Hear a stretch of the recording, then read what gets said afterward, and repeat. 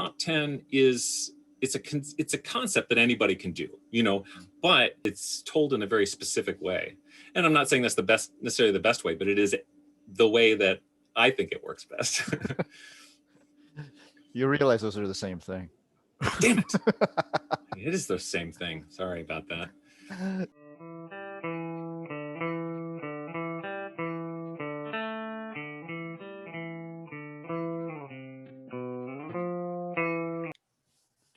Hi, everyone. Welcome back to the Comics Cube. I'm joined today by Zander Cannon. Hey there, Zander. Hello. Your name is not short for Alexander, right? It's just No, it Zander. is. It is short for okay. Alexander. Yeah. I know a few Zanders now, but they're usually like 10 years old. Like it's an emerging name. But like Are they almost definitely named after the character from Buffy the Vampire Slayer? I hope not. It's not a good one to name them after. Well, yeah, that actor's been in some trouble. Yeah. So my first question is, how'd you get into comics? Like, just what got you interested? Who were your influences? What comics were you reading when you were younger? Into comics, liking comics. I had a neighbor who was super into Frank Miller, but then also like Sergio Aragones and stuff, and then of course like Mad Magazine. So I mean, I kind of got into it a little late. I was in middle school by the time I was sort of collecting comics. But then when I got in, so I was interested in comics. I was doing mini comics when I was a kid, when I was like 12. The Ninja Garbage Man, if anybody's, if anybody I grew up with still has. Are there plans to collect that into a book? Boy, it would be a short book and not very good, but sure, Anyway. I think I've got the originals actually somewhere, in my studio. But yeah, so I mean, I liked the idea. I liked comics for a lot of reasons. One, it's like you can do it all by yourself. If you just learn to draw, you don't even have to be a very good writer. You can just kind of knock something out. But then also especially as I got older, and there was a sense of I don't know, there's always a sense of you got to do something important. You got to do something that's really world changing. And I like the idea that comics kind of flew under the radar at the time, where it was just it's a bunch of genre stories. It's kind of for kids. You can kind of get away with a lot. And that's what I liked about it. And so I got into comics. I started drawing comics when I was in college. I was probably only 20 years old. But I did comic strips for the school paper, and I started sending those out to publishers, like indie publishers at the time. And then I started working at New England Comics Press. And if you know them, they're the people who publish The Tick. And so I did a spin-off of The Tick called the Chainsaw Vigilante, which was a funny character that ended up on there. I mean, The Tick was flying high at the time. So they were doing the Man-Eating Cow and Paul the Samurai, and Chainsaw Vigilante was mine. So The Tick was huge. It's one of those things that I think people have forgotten how huge The Tick was. Yeah. And I mean, and it keeps kind of resurging, like that Amazon show was great. And that was one of those things where it's like this badge of honor for a comics artist, where it's like, hey, there's a thing I created as a work for hire artist, and it's on TV now. Mm-hmm. Like the giant naked man in the season 2. I was like, I made that. I did that. So yeah. So anyway, I did comics. I once that was over, Chainsaw Vigilante was over, I did The Replacement God, and that was my first sort of creator-owned sort of series that started to define who I was as a creator, I guess. You have a really fun, loose, whimsical, cartoony style that makes it really easy to read and makes it really enjoyable to read. Who would you say your biggest influences are? In that way, Sergio Aragones is a big one, huge one. I see that. But his stuff, of course, is very, very gag oriented, and I always wanted to be a little bit more like. Jeff Smith was a later one. I was an adult when Bone was coming out, but Alan Davis as sort of a mainstream artist that sort of just sort of edged towards cartoony. There's also Mark Hansen, who did Ralph Snart Adventures. let's see. And then there were people like, Alex Toth and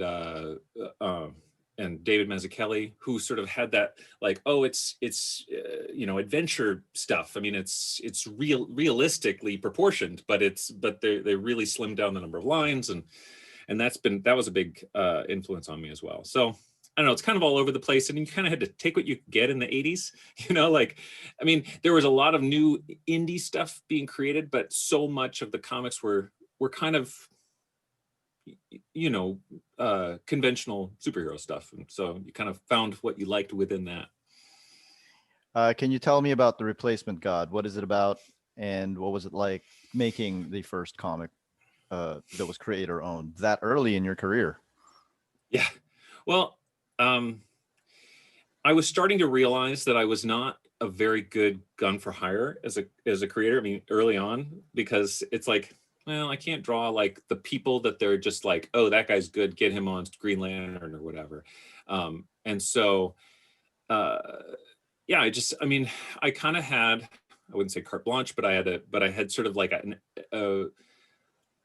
because like, you weren't going to make a lot of money. So they were like, oh, this guy isn't really like begging for a huge paycheck, so he can like do whatever he wants. Like nobody's holding anything over you when they're not really paying you very much. And so it was really almost like flipping a coin, like, well, should I do like this genre or this genre? So I ended up doing a fantasy book, even though I was never really a big fantasy fan at the time. Like I had kind of like given up on Lord of the Rings, and and before the movies, like I'd read the books a little bit, but I was like, eh. But then I kind of wanted to make a fantasy book that I really enjoyed, so that it had a lot of anachronisms, and it was sort of like, it didn't have to use all the archetypes. It didn't have to have, wizard, orc, fighter, barbarian, whatever. And so, yeah, then I just really just grafted on a pretty conventional chosen one kind of his story. And then I kind of let my usual perspective take over, which is a little bit sentimental, a little bit absurd, a little bit, whatever. And that became that. So, and now I haven't finished it. And so people are kind of bugging me every couple of years about it. Yeah, actually, before I sent you the message, somebody sent me a message on Reddit saying, got Zander Cannon on your show. And this was, I didn't know how to get in touch with you because I saw that you had a Tumblr and that was it. So I'm hopeless. So I'm like, I've been trying, and I was like, do I post on his Tumblr or something? But then the guy was like, ask him when he's going to finish The Replacement God. Yeah. Well, I would love to. I mean, the problem with being sort of like you doing creator owned stuff and being a writer artist is that like one project takes up all your time, Right now it's like I can't do anything else because I can't, like, even people are like, can you quick write me a script for my thing? And I'm like, geez, I don't know if I can fit in the time, because it's like, well, I'm writing, penciling, inking, lettering, coloring, it's just too much, and I hate dividing my attention that way. So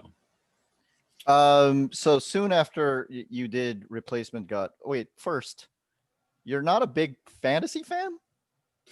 I am now. But okay. I mean, I wasn't at the time. I can't, it was like this is the 90s, the mid 90s. And so it's like, what was kind of fantasy was like, I never really got into Dungeons and Dragons. I appreciate it, but I never really got into it because it just seemed like a long way around the barn of telling a story, like it's just like, well, you know what, you can just tell a story, which I appreciate it for what I appreciate its, its uniqueness. But then, so yeah, and so like Lord of the Rings, the movies hadn't come out, and like, I don't know, like it was sort of like fantasy had kind of run its course for me at the time, but it's like, obviously so much good stuff has come out in the last 25 years. Yeah, because I was going to say, but the rest of your stuff is... Oh, yeah. Totally. I mean, I have no justification for saying that at all.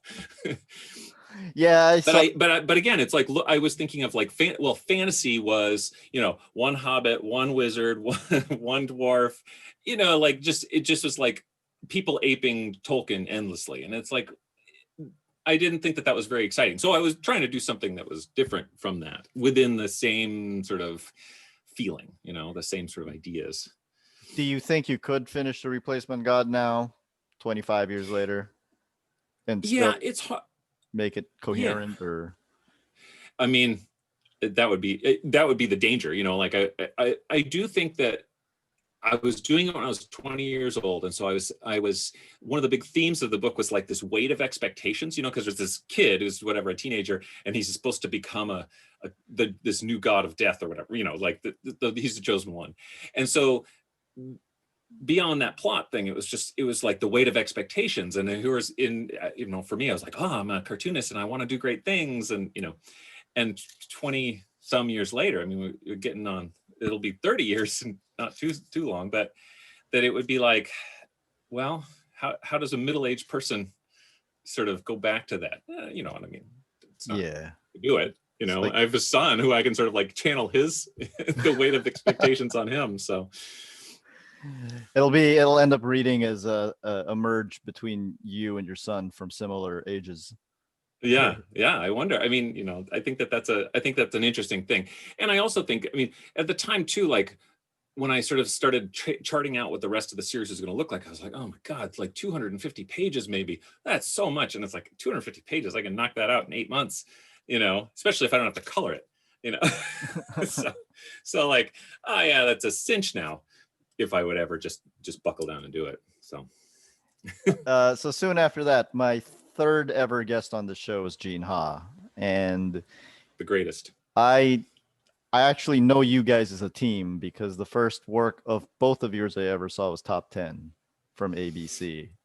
ABC, I'll just say this right now. Top 10 is the most successful, for me, in my experience, gateway comic to give to a non-comics reader. Oh, interesting. I haven't heard that before. I see it, but that's interesting. I never thought about it that way. It's that or Bone, depending on the age of the reader. For sure. Yeah. But the thing with Top 10 that people tell me is that it's the comic that teaches them that they actually have to look at the pictures. Mm-hmm. Because there's so much in it. And I want to know how you got that gig and what it was like working with Gene and Alan.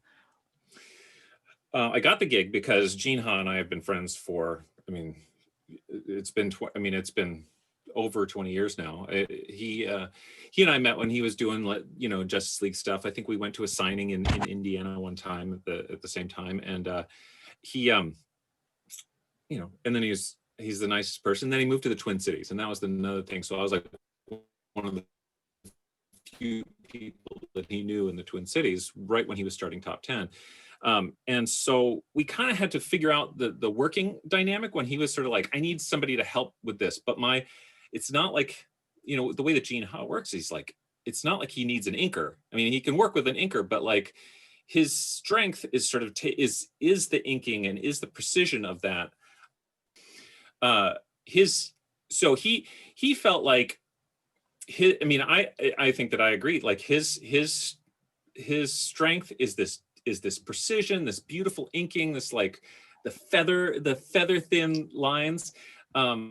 But he felt like he needed that jump to get going. The blank page is a hurdle for him. And so I kind of came on and my impression from these scripts is like, the thing to do here is to make really conventional layouts so that the story is easy to read, so that it's, that it really flows. And then Gene can kind of put in those details. And Gene is so good about like all the references and call outs and stuff like that. I mean, he's so good about it. And so that was really cool to sort of have him have the freedom to be like, well, I'm just like, some stuff is in the background there. And he's like, I think I'll be the Powerpuff Girls, but they'll be drawn like realistic girls or whatever, So, so that was a really great working relationship. I really enjoyed sort of, and actually it led to a whole sidebar to my career, which we can get into in a second, but like, working anyway. And Gene is such a nice person and so easy to work with and so kind. So anyway, it was really great. Alan Moore also like has a reputation for being kind of a a grouch, but I also think that reputation comes from like, you know, DC editors or higher ups or journalists who want to ask him about DC stuff. And it's like, I'd be prickly too if I had his history with DC and they were asking me about DC all the time. Yeah. Or Watchmen or whatever. But as a collaborator, he's absolutely as nice as can be. I mean, I don't know. I don't have enough good things to say about him. I thought he was really quite wonderful to work with. Yeah, I keep on hearing the same thing. I actually like my most viewed video on this channel is a clip of his daughter Leia talking about how the interviewers just bait him. Oh yeah, just for a headline, you know, like Alan Moore says that comics are fascists or superhero comics are fascists, and it's like, get those clicks, I guess, you know. It's like you knew he was going to get mad at that. So right, yeah. I mean, it makes me think, why does he even agree to do it? But well, I think like the last interview that I saw of his was it was about his movie, The Show, and then towards like the end of it, they asked him about Joker and The Killing Joke. I was like, you got to be kidding me. Yeah. Why would you do this? Right. And I mean, he's essentially disavowed that comic or to a certain degree, you know. It's Anyway. So I don't really get it. But so like talking about the layouts and everything, how did you go from, so Alan has a reputation for, you know, being very exact in his scripts. Mm-hmm. How did you look at it, and how much did you change? How much did you stick to the script? Or well, I tried to stick to the script as closely as I could. I mean, I would every once in a while sort of say like, okay, this might be better composed if, you know, this person's on the left and this person's on the right. I mean, he is really good about sort of the 180 degree rule, if you know what I mean, like, you know, not keeping people basically on the same side of the panel. But you know, every once in a while I would sort of say, oh, this composition might work better, or, you know, this panel might get a little bit more real estate, or something to that effect. But I really tried to be faithful to it, because he was telling the story. He was intentionally telling the story in a very sort of like documentary-esque style. It wasn't a lot of stylized stuff to a certain degree. I mean, he has a lot of tricks that he uses, composition tricks, like, you know, a person's fist tightening in the foreground, you know, against somebody who's saying something, you know, unpleasant in the background, like, and so you start to recognize those. You're like, hey, yeah, okay, that one, you know, put that one in there, and then we can shift to this. But yeah, he and I had a very sort of similar way to, like, we were never sort of at odds. I felt like his approach to telling that story was the same approach that I would take.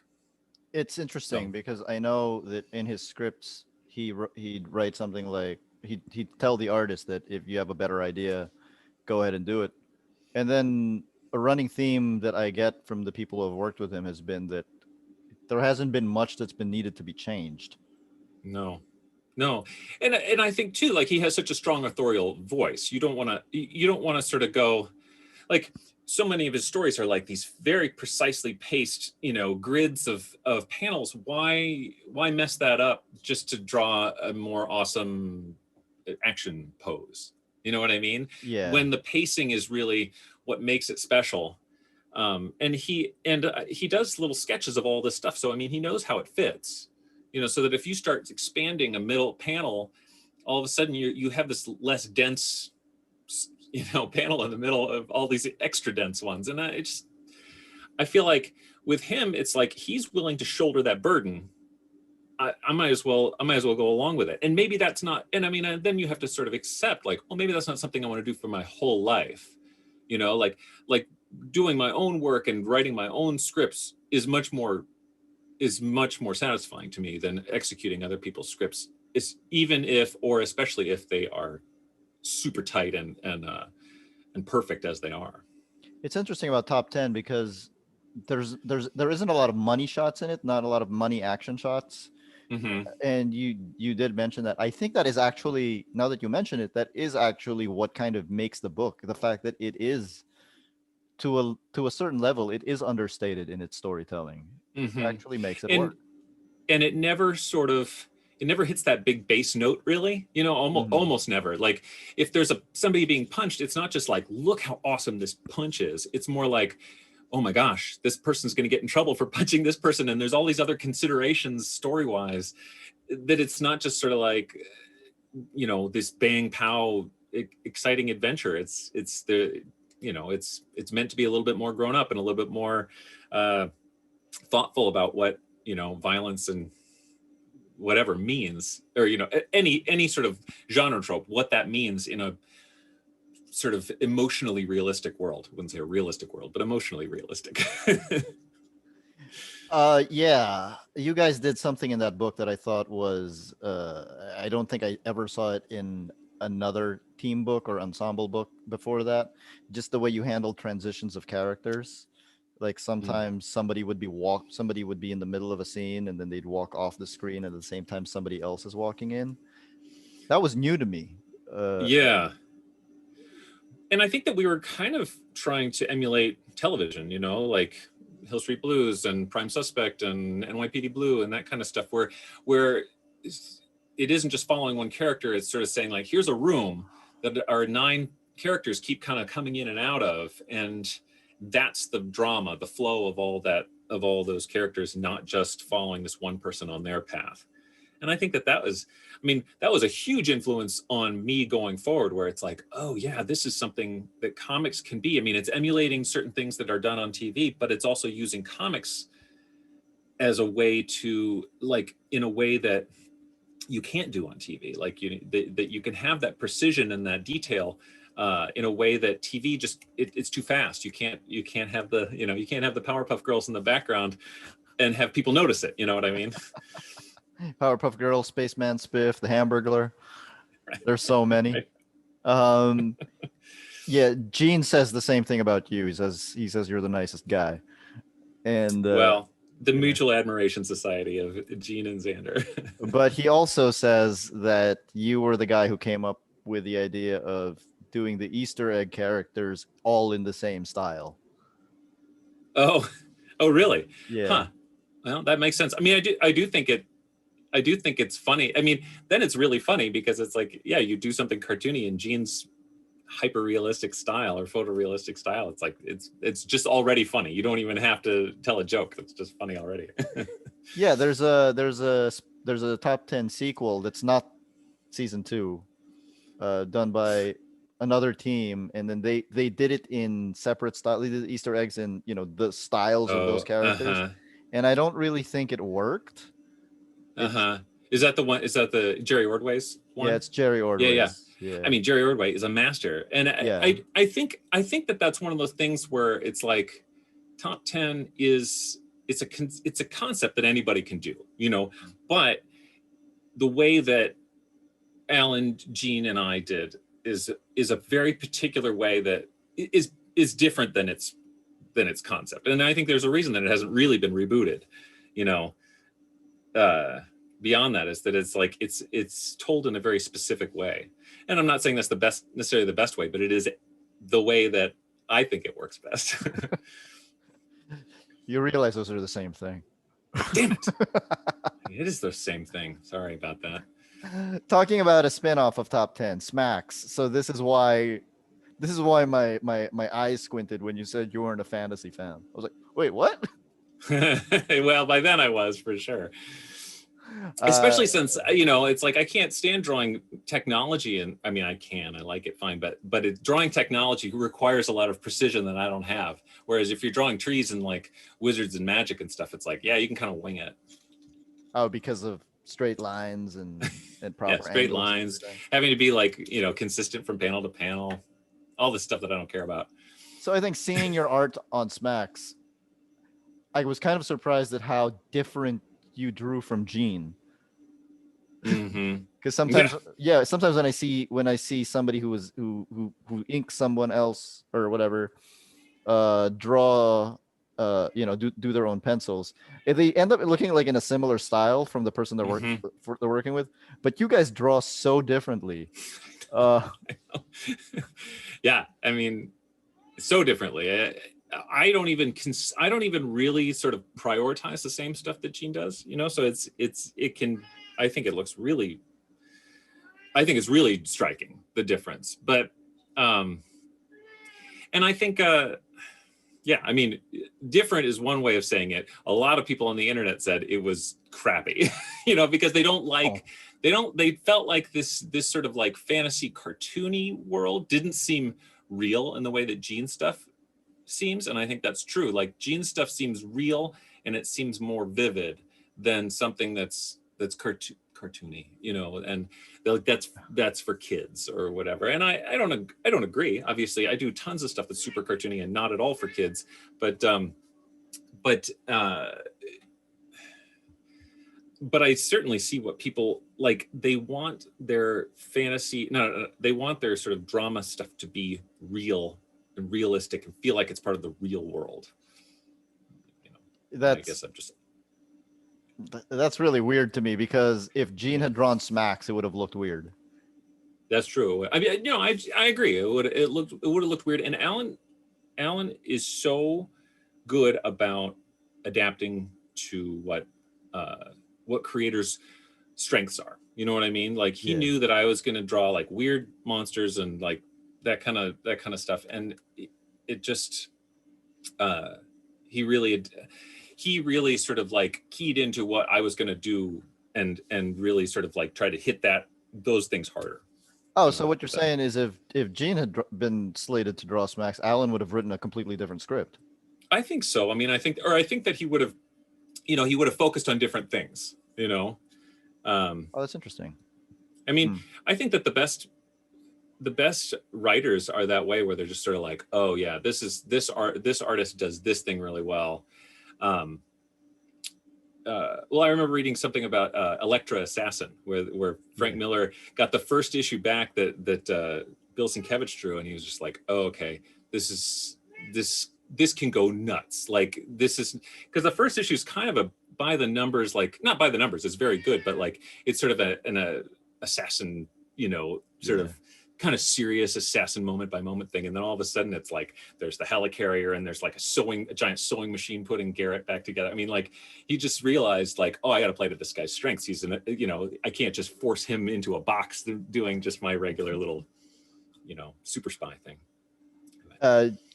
Talking about Smacks, you were talking earlier about everyone just trying to be doing a Tolkien, and Smacks just makes fun. Like there's that whole thing where you're like, you got to have a dwarf, you got to have an elf.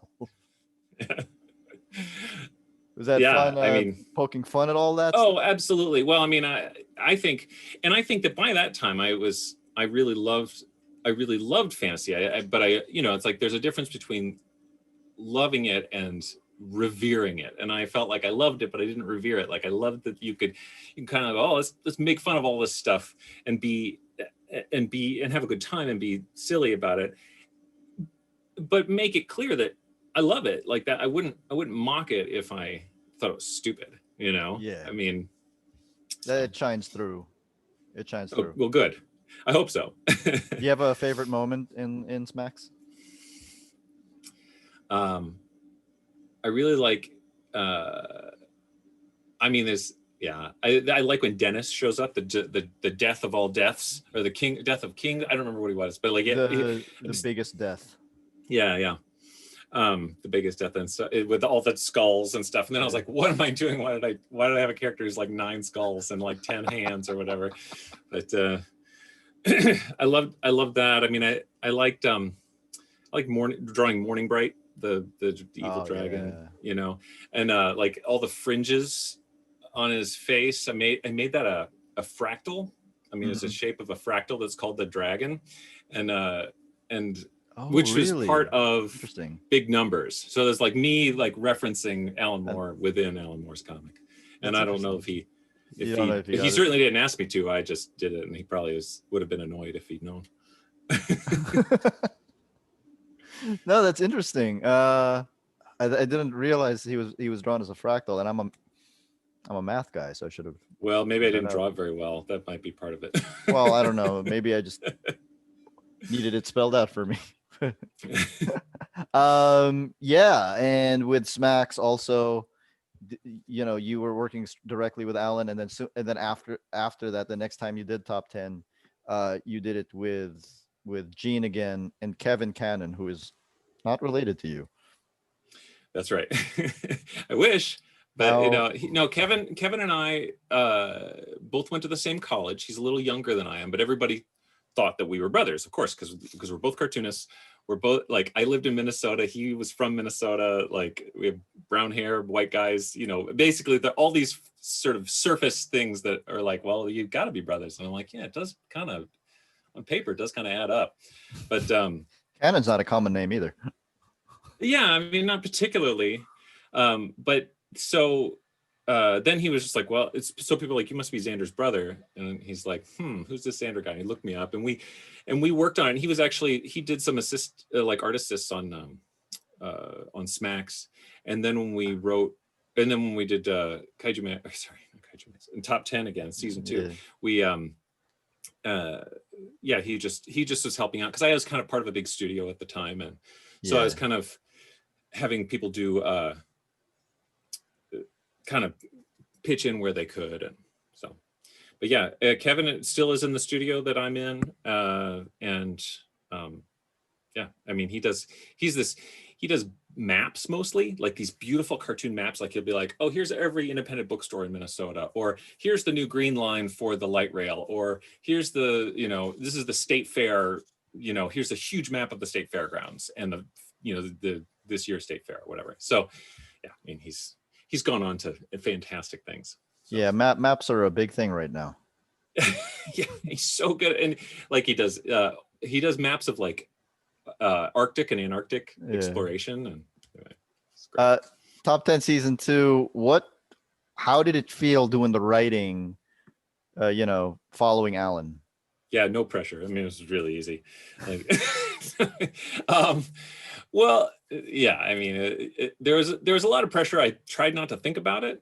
And so I did kind of look at it I did the layouts. So, I mean, on Top 10 originally, but then I also did the layouts for the new one. And so I was writing the story at the same time I was doing the layouts. So I, in a way, I wasn't really thinking about a script. I was just writing like boxes. I was saying like, okay, I'm going to do the 9-panel grid thing, and I'm gonna do this tight little dialogue in the thing, and having that hit the page and having it look like an Alan Moore comic or a Top 10 comic in any case,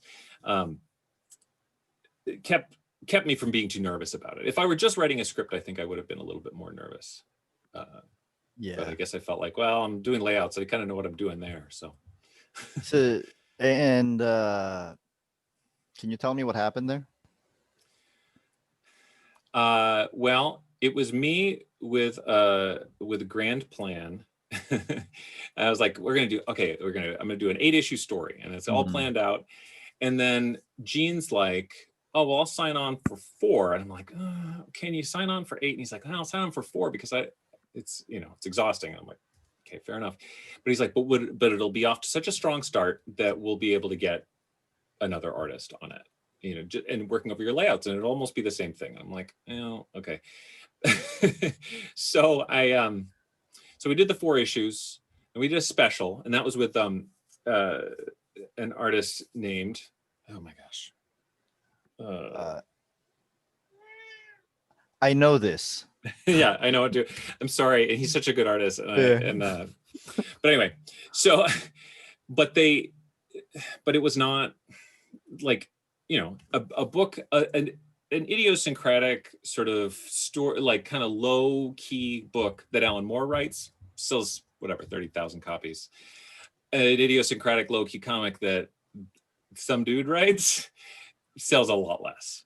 And so it just didn't catch on. And so, I was like, Gene, please, please, please. But he was moving on to other things. I mean, Top 10 is a lot of work and doesn't pay very well. So much detail and all this stuff, where it's like he can draw whatever, the X-Men or Justice League or whatever, and it's a lot better return on investment for him.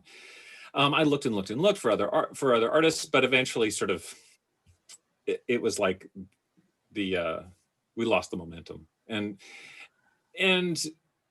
there wasn't a whole lot of support at Wildstorm at the time. They were like, you know, if it sold well, they would have supported it like crazy. 2009, they were a couple of years away from being folded into the DC universe. Yeah. And anyway, I mean, I felt like, and I was sort of feeling like, well, I can't draw it. I couldn't possibly draw it, because, and I think that's probably right, because people be like, well, this doesn't look like this. And I mean, I tried to be the artist on it as well. It just kind of fizzled, you know, and I don't know that they would ever redo it, because it's like, who wants to do the second half of a story like 12 years later? And it's just, I don't know, it's too much. That makes me sad. But I know, me too. And that was one of those reasons that, like, I mean, like Kaijumax, my current comic, is a spiritual sequel to Top 10. I mean, it's the same sort of high concept stuff. It's the same sort of storytelling style. And I think that it's and it's so gratifying, because it's like, well, if I want to do more, I can do more, you know? Yeah. And if I want to stop it, I can stop it. So it just made me kind of say, like, even if you have a pretty good thing going with like a big company who owns the rights, it's going to lead to heartbreak, you know? Like, before we get to Kaijumax, just one more question is, what would have happened in this last 4 issues? Oh, well, there's a serial killer. There was going to be, like, the serial killer who was is sort of an XP of or an analog to Jimmy Olsen. And then he was going to, it turned out that he was sort of like a time traveler who kept like doubling himself. Like, he kept going and killing people in all times and then dropped them in this one spot. And then that character of Slipstream Phoenix was going to sort of have a heroic moment. And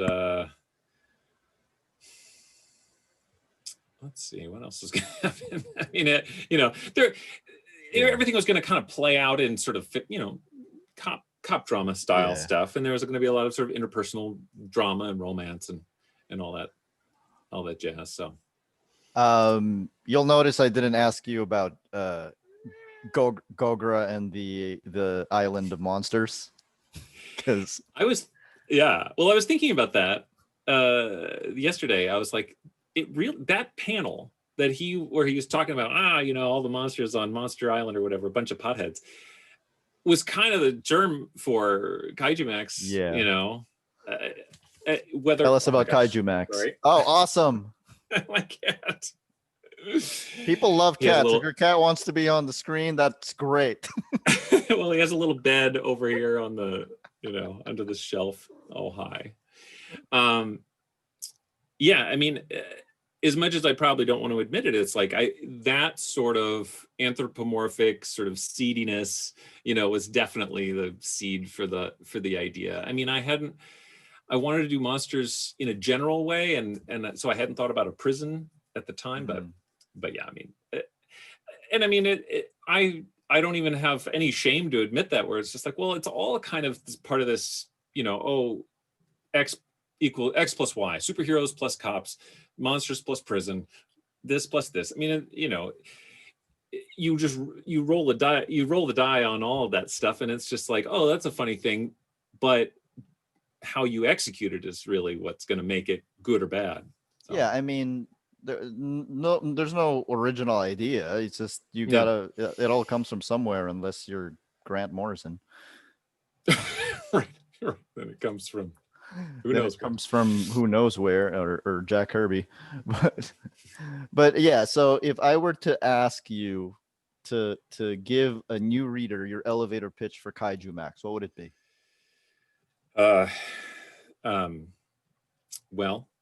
there's a prison. What happens to Godzilla when he gets stopped from destroying Tokyo? Well, you got to take him to prison. So in comes Kaijumax, a giant monster prison in the South Seas, where monsters form gangs, do drugs, and murder each other.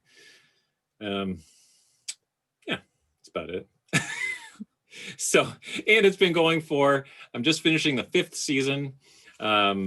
in which we sort of cover the death penalty. One of them is about the women's prison. One of them is about gangs. One of them is about being on the lam. Yeah, there's just monster prison where monsters are intelligent and they form gangs. What would you say is the main theme of the series? Well, not to be too hoity-toity about it, but I mean, I wanted to make something about powerlessness, and I thought it would be kind of funny, ironic, really, but to have these sort of titans, that are basically powerless because they're so reviled by society, and so then there's all these creatures that are in that are in this prison, have no power, have no ability to sort of live their own lives, and of course then they're all like lizards and like whatever giant birds and bugs and stuff. But yeah, I mean, people have talked about it as like this social satire. People talked about it as this sort of like something that really sort of like speaks to the prison industrial complex, and I think all of that stuff that's part of it. I mean, that's part of the premise, like the prison industrial complex is broken. It's not a point that I'm trying to make. It's the starting point. Like, yes, if you don't believe that, then you may not enjoy this book. But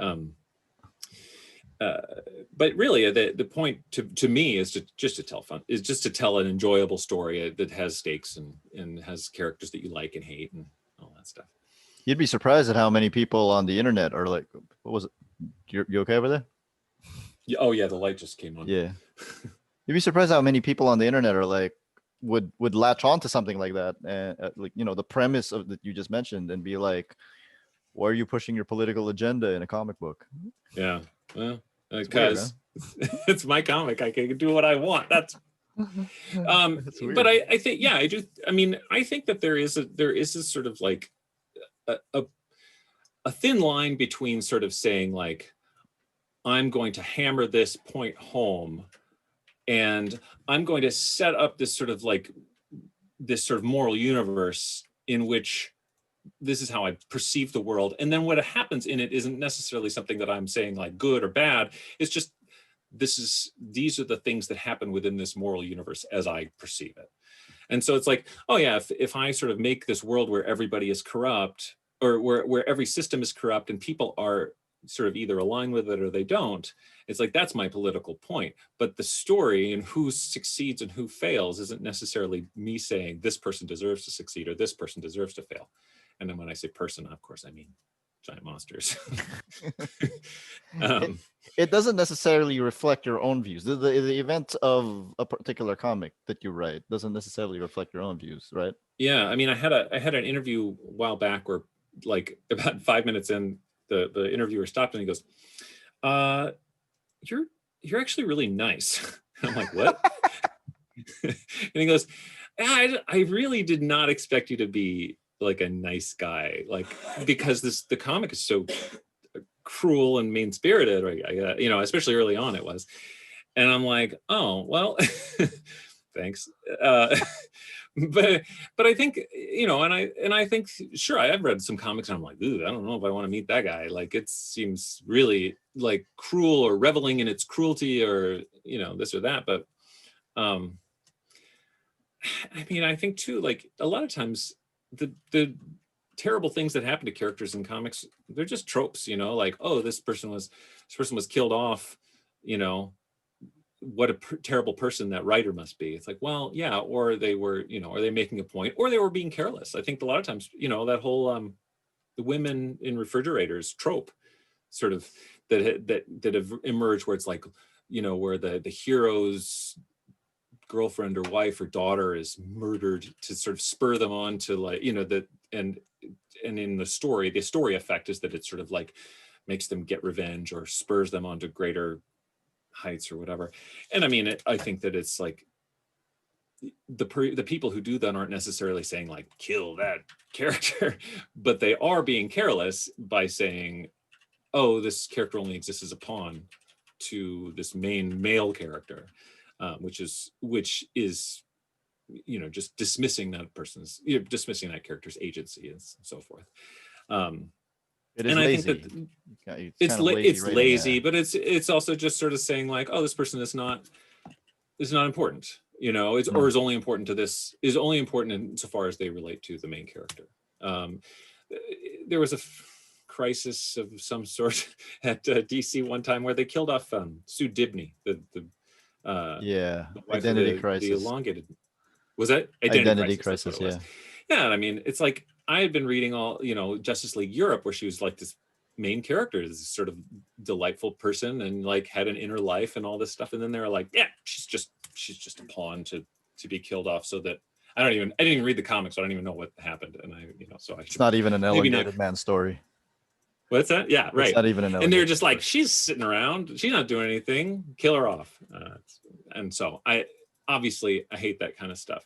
It's everybody's sort of like succumbs to certain tropes, and I mean we've all done it and killed off a character that maybe somebody was like, I wanted that character to live, and I don't know. I mean, it's the nice thing about having a superhero or comic book world, because then you can bring them back. Like, oh, their ghost came back or whatever, or like the dark matter brought him back to life. There's an alternate universe version of them. Yeah, to me, it's like killing Gwen Stacy works once, and then after that, it's just, well, okay, I've seen that before. Well, and I think then it also starts showing like, again, who you value and who is expendable. Mm-hmm. Yeah, and then so with Kaijumax, it sounds to me like you're taking a lot of the concepts that you the germ of the idea started with that line from Gogra and Top 10. But it sounds to me like with the ensemble cast and everything, and the way you're telling the story, that you're also taking some of the storytelling techniques that you took there and moving it over. Yeah, absolutely. I mean, Top 10 showed me that like comics don't have to be, I mean, like all the comics I grew up loving were kind of, sort of conventional superhero stuff, or like better takes on conventional superhero stuff, like the way that Miller did Daredevil, or or the X-Men with Claremont and all the great artists that were on that for like the whole 80s. I mean, those were great things, but I also think that Alan Moore on Top 10 sort of said, okay, we don't have to do that thing where like the big bass note is the punch into the jaw. It's these subtler human moments, and that we're taking some cues from TV, but not trying to be TV, just sort of like pacing it in a slightly different way. And it's like, I mean, how lucky I was to work on that, to be able to not only experience it, read the script, but also like internalize it and go, oh yeah, this is how I would tell this story, and this is how it sort of intersects with my own aesthetics. It's like I don't know that my style really changed at that point, but it definitely gave me a gold standard to aspire to. Yeah, I know Gene called it one of his teaching moments. in comics, like he wasn't the same artist after that book. He said, absolutely. There's another one I want to ask you about, Heck. Okay. I mean, for all the other stuff I've done, Heck is probably still my favorite thing, even though, I mean, for all its flaws and for all its, it's a little bit sketchy and messy, and even with 5 seasons of Kaijumax, Heck is still your favorite thing.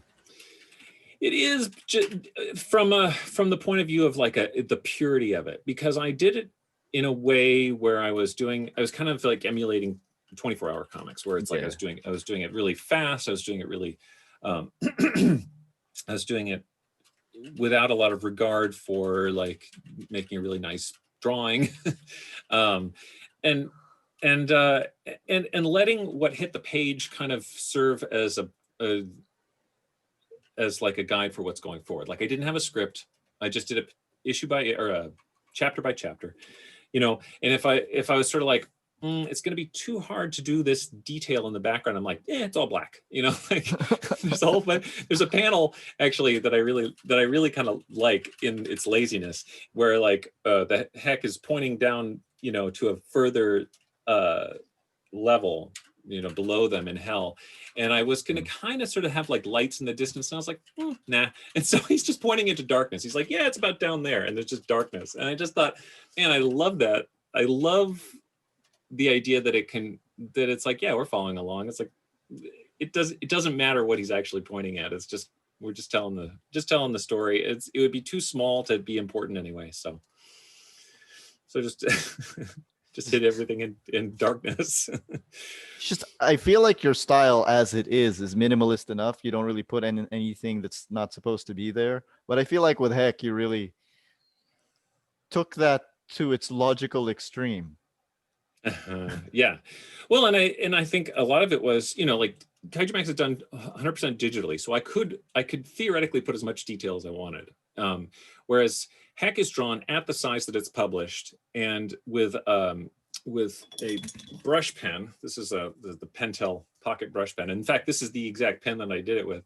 And it's really fat. Like, yeah. And so like you can get a feather line, but it really is going to kind of go, you know, like a big fat line eventually. And so I was really trying to work around the sort of the limitations of that brush. There's a little bit of pen in there, but mainly it was like, just, okay, I got to get that little line. Oh, I can't quite get that thin line. I guess I'm just going to have to do some more shadows. But yeah, I mean, and again, it's like what hit the page had more to do, like, influence what was going to happen more than like a script that I had. You know, I had the closest thing I had to a script was I had a Dante's Inferno map printed out, and I was just sort of like put X's, like, well, meet somebody here, meet somebody here, meet somebody here.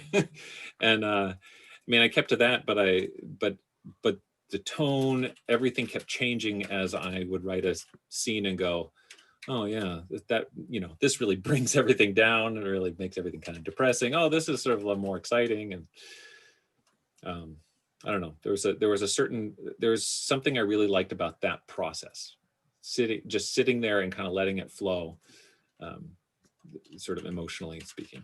And the idea was a 24-hour comic done across multiple days, right? Or multiple weekends?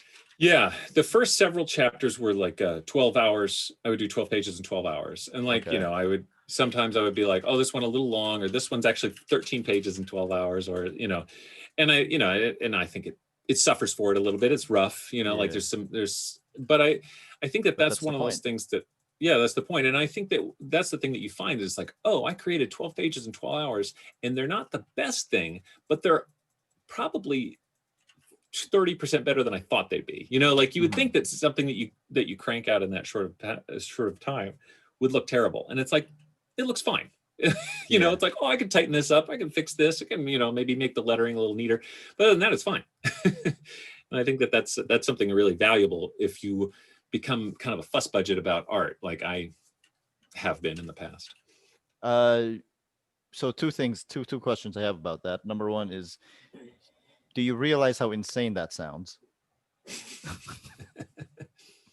Yeah, sure. You know.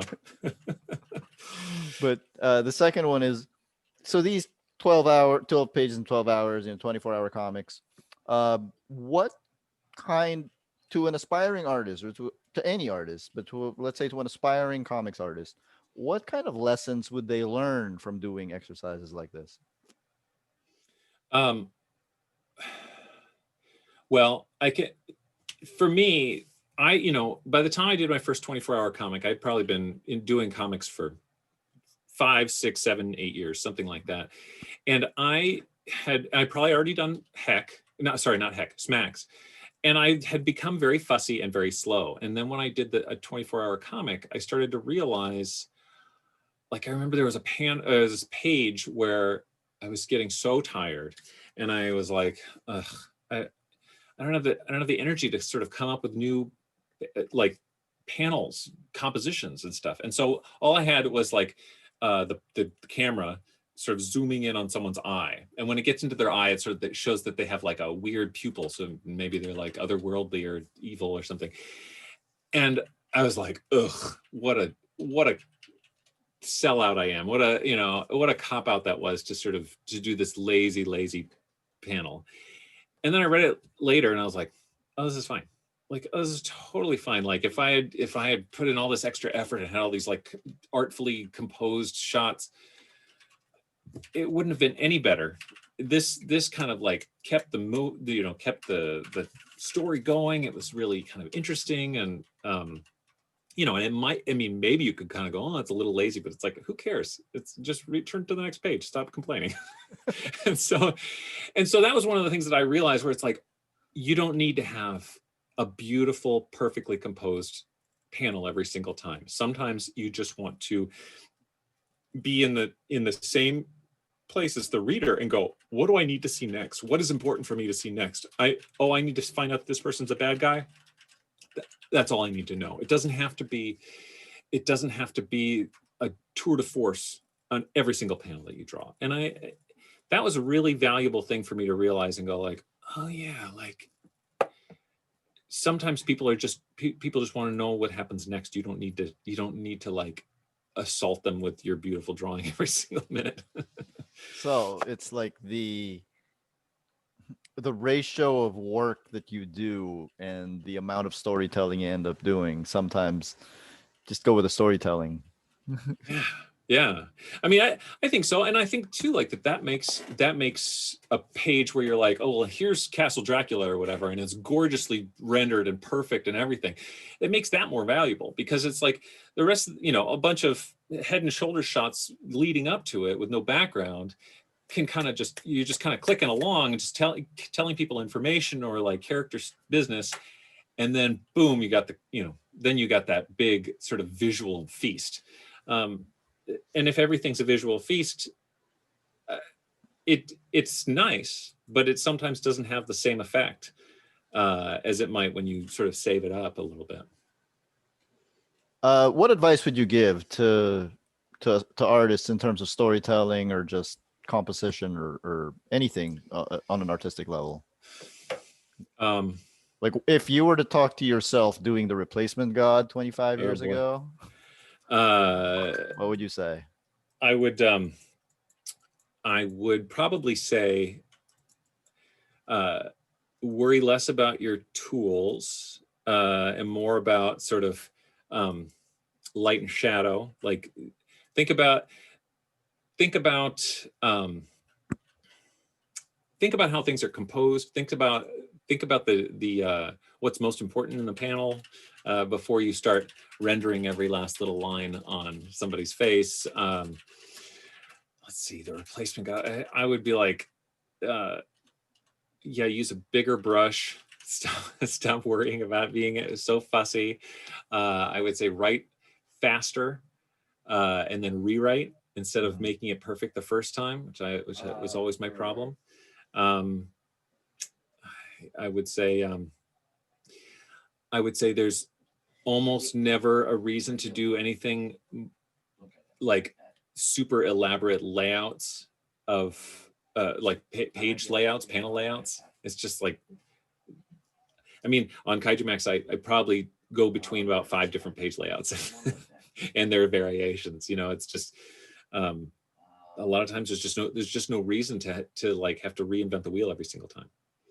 I don't know. This is terrible. I mean, this Vice is all over the map. It was fine because I feel like a lot of comics artists at the beginning, or even especially aspiring comics artists, just to be told that to not have these fancy layouts or not prioritize the fancy layouts, I feel like it's new for them. I feel like they feel they need to do it to get attention. Yeah.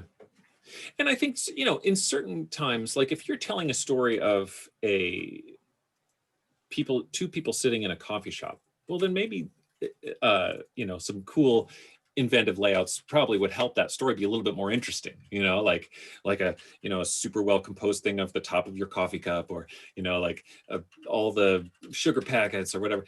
And, maybe then you want to do panel layouts and stuff. But I also think, and I mean, this is just me, it's like when I'm doing stuff about like robots and dinosaurs and monsters and space things, like, I think it's important then to say, like, here's a very ordinary sort of like clearly laid out composition, so that you know that what you're seeing is real, you know, that you're really seeing this monster robot or whatever, instead of like this, you know, this sort of art movie thing where you're like, this could be real, could be fake, I don't know. I think that then when you're telling something that's outlandish, you really need to tell it in a realistic way, or else people will be like, well, did that really happen or what? This is my last question. You have a very cartoony minimalist style that is really fun to look at, but when you read your books, there's a lot of adult stuff in it. You know, just Heck alone, and even the title of Heck is like, you know, it sounds innocuous. Yeah. And I kind of thought it was gonna be when but I started.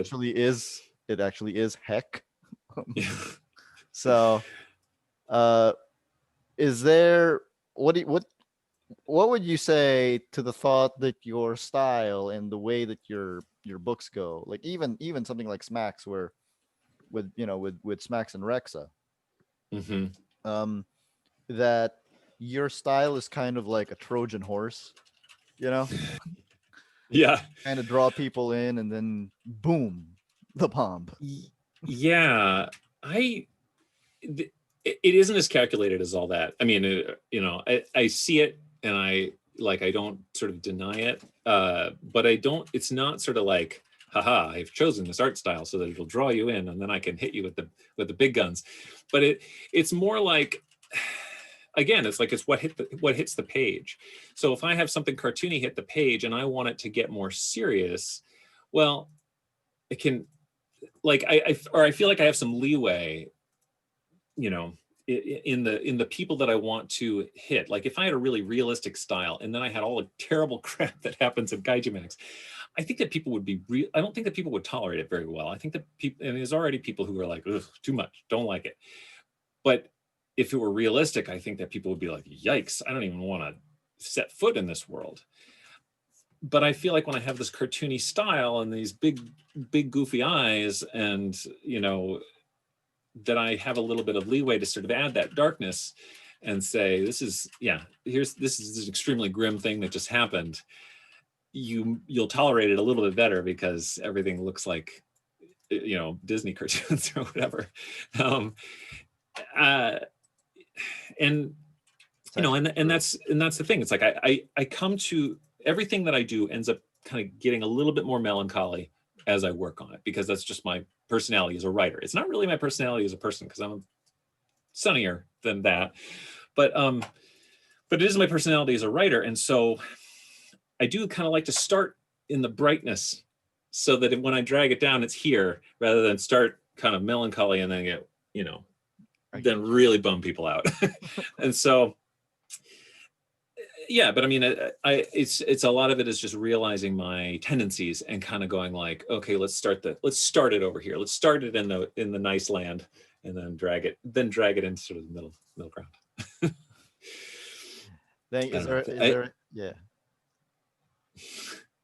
I don't know if that makes sense but that's sort of that's as best as I can explain it. No, it really works, because you know that Batman cartoon, Brave and the Bold? Yes, my favorite. Yeah. Outrageous. So the thing I realized about it is that some of the episodes are darker than anything they've done on Batman the Animated Series. Like there's this one where Joker just kills Batman 500 times and brings him back to life. And I'm like, you can't do that on Batman the Animated Series, because Batman the Animated Series looks serious. But you could do it on Raven the Bold. Yeah. And what you can do on Batman the Animated Series, you couldn't do in sort of like a Batman comic that's drawn by like J.H. Williams or Gene Ha or something, you know, this realistic style where, but yeah, I mean, I think that there's this whole sliding scale where it's like, oh, things are silly, you can get away with a lot of weird stuff.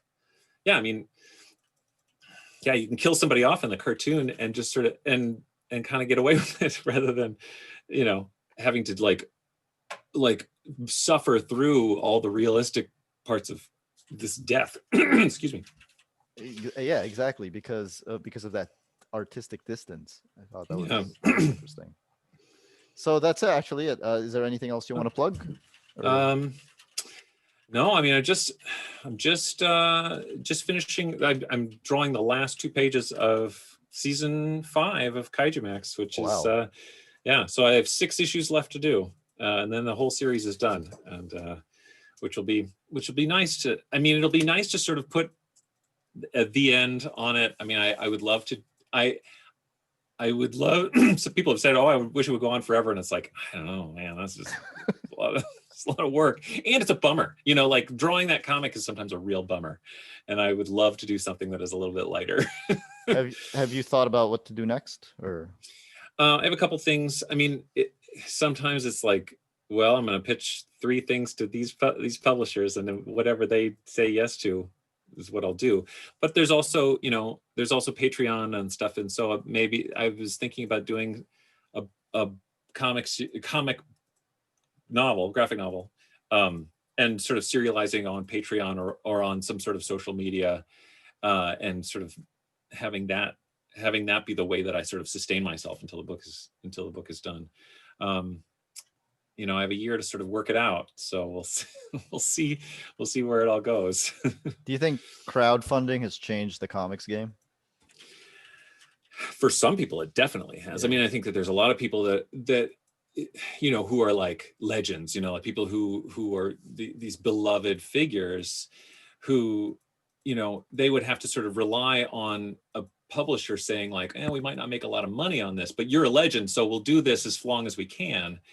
Whereas if, you know, if there's no overhead to speak of, you could just reach your fan, you could reach your 1,000 fans or, you know, 5,000 like super fans, get a lot of, you know, and get them to sort of buy in at a higher rate, and all of a sudden have this incredible career like that. I mean, like if, you know, like if Jack Kirby were still alive today, for instance, you know, somebody who is this beloved figure, this sort of like foundational figure, but whose style is maybe a little bit out of fashion, could suddenly be like, well, I see that you know, that somewhere out there I've got, you know, 20,000 super fans or whatever, more maybe probably, but like 20,000 super fans who could by themselves support me rather than sort of having to get, you know, $4 a piece out of 20,000 people and having it not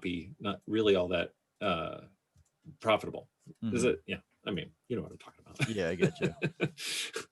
I mean, I think absolutely crowdfunding has been a huge thing, but it is just one more thing, you know, like some people do better with a broader appeal, you know, to more people, less money from more people, some people more money from less people. I think that it's nice to have options. What if different writers and artists asked you if they wanted to just continue Kaijumax? What would you say? I mean, sure. I mean, I think that, I mean, I think I'm going to draw it to a close, but I'm not sort of saying like, this is the end of that world for sure. Like it is implied to go on forever. I'm not opposed to it. I think that it would be important that somebody say, I'm doing it from my perspective. I'm doing it in a totally different way. I'm not trying to just sort of make more of what you did. And then I would be like, great, awesome. Like, I mean, we've been talking about a TV show for a while, you know, trying to figure out how to do that. I would love it if they made a TV show, it went 20 seasons, that'd be fantastic. Because I like the idea that this is a conceptual hook that could work in a lot of different ways. This was my way. And I think I'd love to see other people's ways to do it too. Who are you talking to for the TV show? Oh, everybody. I mean, you know, it's like we have showrunners and producers, and then it's like, okay, we're going to pitch it to whatever. We pitched it to Netflix, we pitched it to Hulu, and then we re-pitch it if something changes in the network there. We've got, you know, it's like we pitched it here, didn't get picked up. Pitched it here, didn't get picked up. We pitched to Quibi, which is do you know what Quibi is, right? Actually, I have no idea, but it sounds fun. It was that. Well, it was this thing where like they were like portrait mode 10-minute stories, and it was this massive launch, and then it just failed in like 3 months. Okay. And it was kind of, so I mean, it was kind of a punchline in because it had all these people that had, Jeffrey Katzenberg and stuff like that. But anyway, we pitched it to them. I'm glad they didn't pick it up, because then we'd just be one of the ones that just went down with the ship. Well, good luck with that. I hope somebody picks it up. That would be great. I would not mind. Would it be animated? Yeah, be animated. That was a big talk where people were like, "Oh, it'd be cool if it was like rubber suits." And like, it would be cool. It would be impossible. Like, can you imagine like 150 characters that are all like, "Oh, I got to keep making these damn suits." And so, but I mean, yeah, like the idea is that you would want to make it in my art style, so that when people go, "Oh, that's a great or a great show," they would then buy the comic, instead of being like, "Oh, it's a great show. Oh, I don't like the way this comic looks." Your art style is easy. It would be easy to transition. It's very animatable, especially with, like if it's done in Flash and stuff like that. Because I mean, I think all this adding all the little nicks and cuts and stuff to things would be a really labor intensive, but you could do it digitally very easily. So that's awesome. I hope it gets picked up. That'd be great. Thanks. I hope so too. Thank you, Zander. This was awesome. It was really fun. Yeah. Thanks so much. Thank you.